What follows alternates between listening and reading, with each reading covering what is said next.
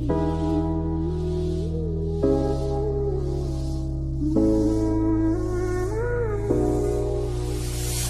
tay chung đi qua la ya phi cả bàn bên bát đốt trong nhà. Cầm tay chung đu nó ya trên đường lại đốt cả bàn bên đun xiêm trong nhà. Cầm tay chung đu trên sàn nhà na kia mây phá trong phi trong nhà.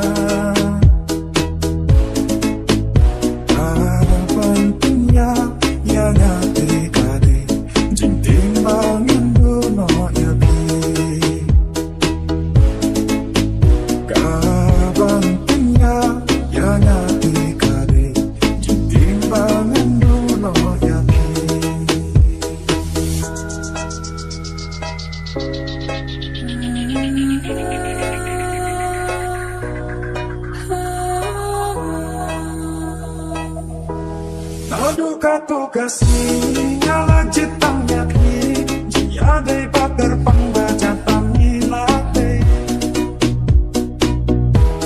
ayung kibat yang tam jaga baik tenang jihun kami simbak iban yodon ringka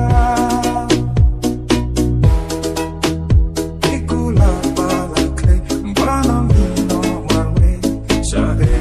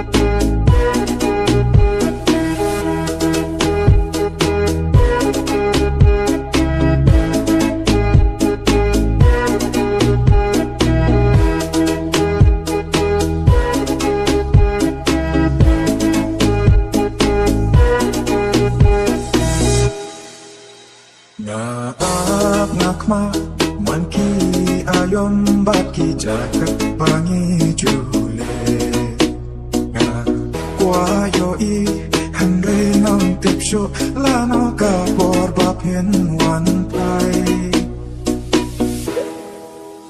Jamin it means that way back snow to banga hapim klamapi